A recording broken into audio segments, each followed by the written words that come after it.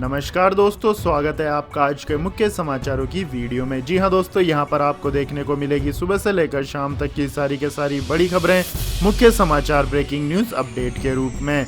तो दोस्तों आपसे रिक्वेस्ट है इस वीडियो को ज़्यादा से ज़्यादा लाइक और शेयर करें। तो दोस्तों जानते हैं आज की पहली बड़ी खबर।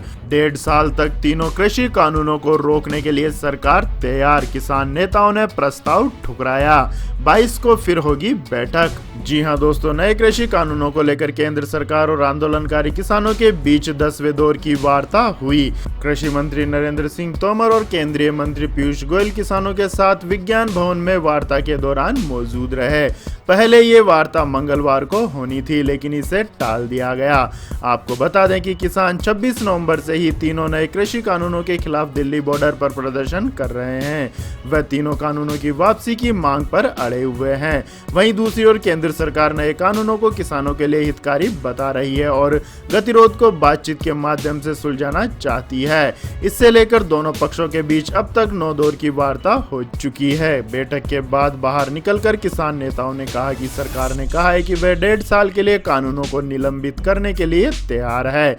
जवाब में किसानों ने कहा कि कानूनों को निलंबित करने का कोई मतलब नहीं है और यह स्पष्ट किया है कि कानून को निरस्त करना चाहिए। इसके बाद दोस्तों रुक करते हैं अगली बड़ी खबर का। गुपकार अलायंस में शुरू हुई टूट, पीपुल्स कॉन्फ्रेंस के सज्जाद लोन ने तोड़ा गठबंधन से नाता। जी हां दोस्तों, जम्मू कश्मीर में पिछले साल बीजेपी से मुकाबला करने के लिए गुपकार अलायंस बनाने वाली राजनीति धीरे धीरे बिखराव की ओर चल पड़ी है। इसके अहम घटक दल पीपुल्स कॉन्फ्रेंस ने इस गठबंधन से नाता तोड़ लिया है।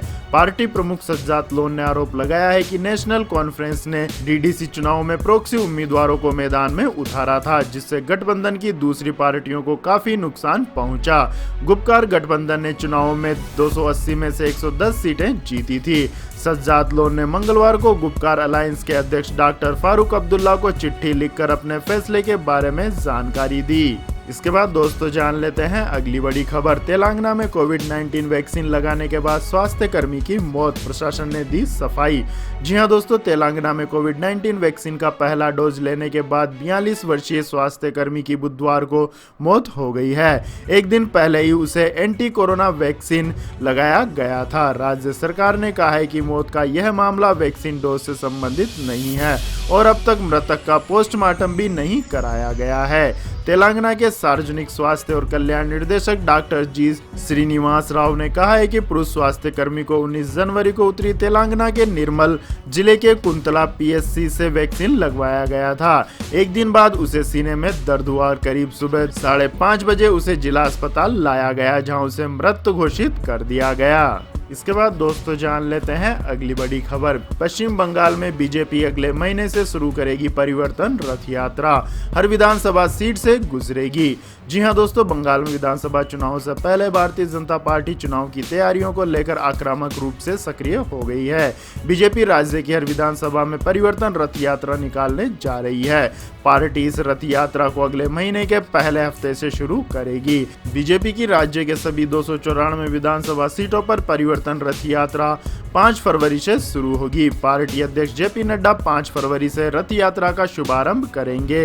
इसके बाद दोस्तों जान लेते हैं अगली बड़ी खबर। कमला हैरिस ने उपराष्ट्रपति और बाइडेन ने अमेरिका के 46वें राष्ट्रपति के तौर पर ली शपथ। जी हां दोस्तों, कड़े सुरक्षा प्रबंधों के बीच बुधवार को जो बाइडेन ने अमेरिका के 46वें राष्ट्रपति बन गए हैं। देश के मुख्य न्यायाधीश जॉन रॉबर्ट ने शपथ दिलाई है। बाइडेन ने 100 वर्ष पुरानी बाइबल पर हाथ रखकर शपथ ली है। 78 वर्षीय बाइडेन सबसे अधिक उम्र के राष्ट्रपति बनने वाले पहले व्यक्ति हैं।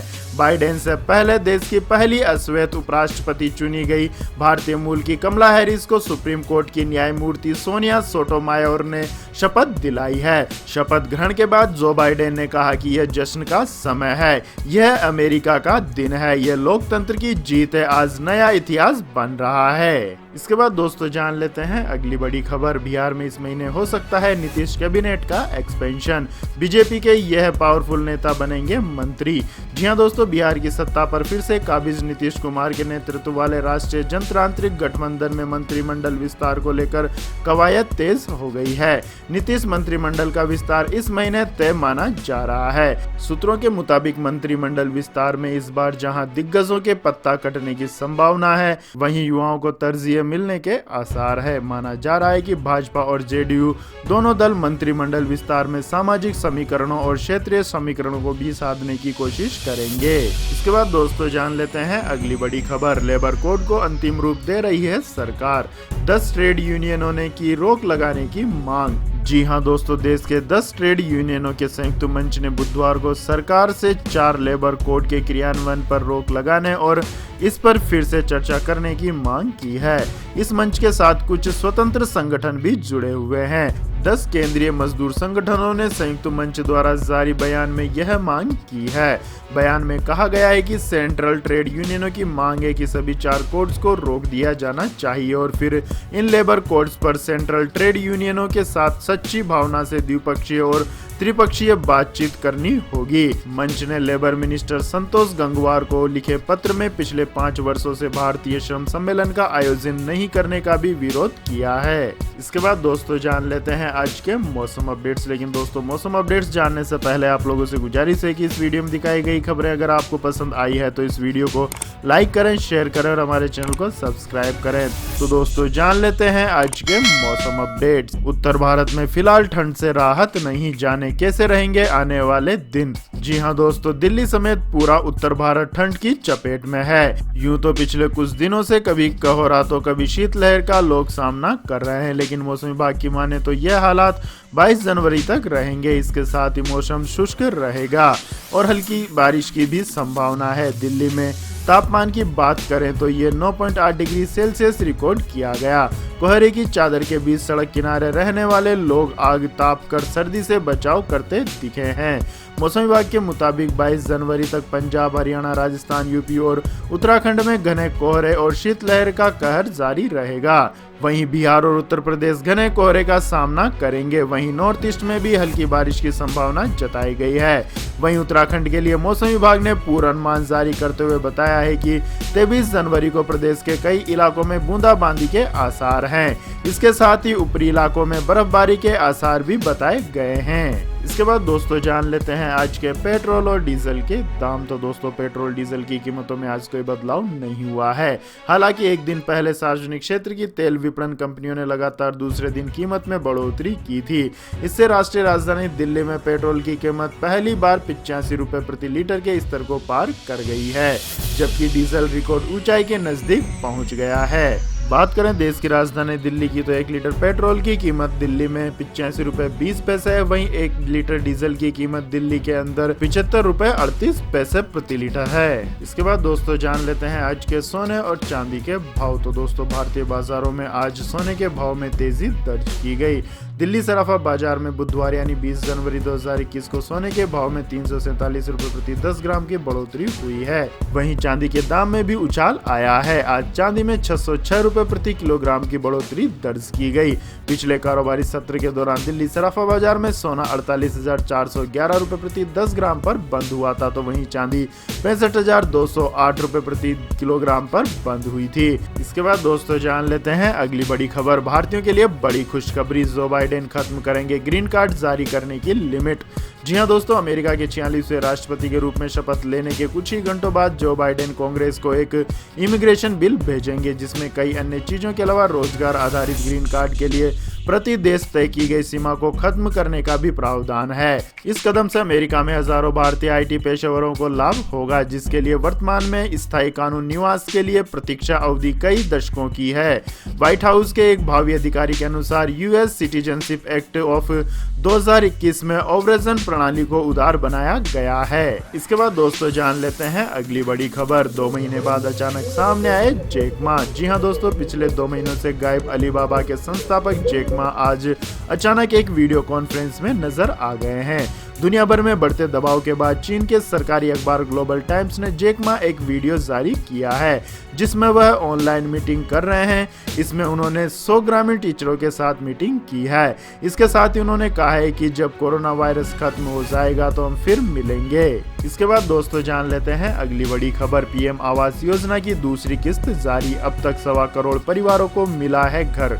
जी हां दोस्तों, प्रधानमंत्री नरेंद्र मोदी ने देशवासियों को प्रकाश पर्व की शुभकामनाएं दी है। प्रधानमंत्री ने पीएम आवास योजना के कार्यक्रम में जनता से सीधा संवाद किया है। प्रधानमंत्री अपने इस ड्रीम प्रोजेक्ट को लेकर बेहद आशान्वित हैं। इस कड़ी में आज 80,000 परिवारों को मकान की दूसरी किस्त जारी की गई।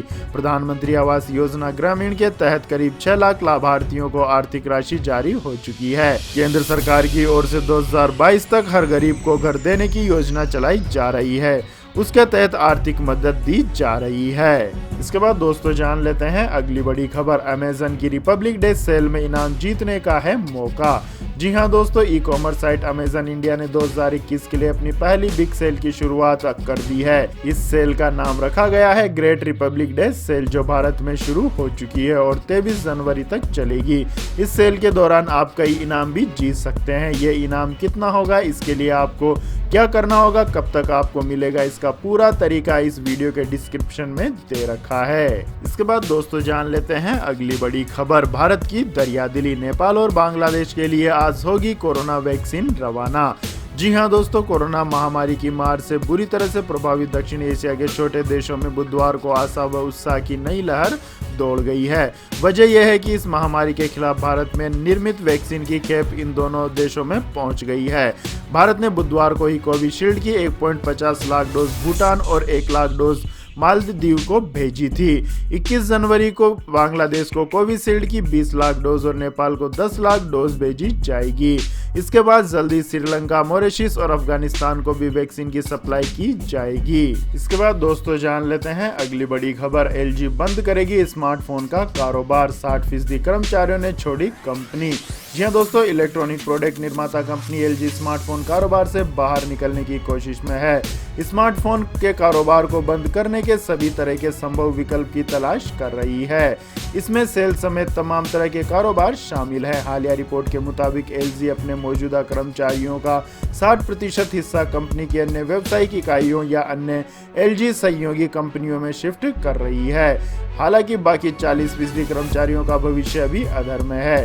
साथ ही अंदेशा यह है कि शायद कंपनी 40% कर्मचारियों के सारे फ्लैगशिप स्मार्टफोन का निर्माण जारी रख सकती है। मतलब स्मार्टफोन का कारोबार पूरी तरह से बंद नहीं किया जाएगा। तो यह थी दोस्तों आज की सभी महत्वपूर्ण बड़ी खबरें। और दोस्तों बारी आती है आज के माइंड क्विज क्वेश्चन की, जिसका जवाब देकर आप बन सकते हैं नॉलेज सम्राट। तो दोस्तों आज का सवाल है, अगरतला शहर किस राज्य की राजधानी है? जी हां दोस्तों, अगर आपको इस सवाल का जवाब आता है तो तुरंत कमेंट सेक्शन में लिख दीजिए। इस वीडियो को लाइक कीजिए, शेयर कीजिए और हमारे चैनल को सब्सक्राइब करके बेल आइकन का बटन भी दबा लें। धन्यवाद। जय हिंद, जय भारत, वंदे मातरम।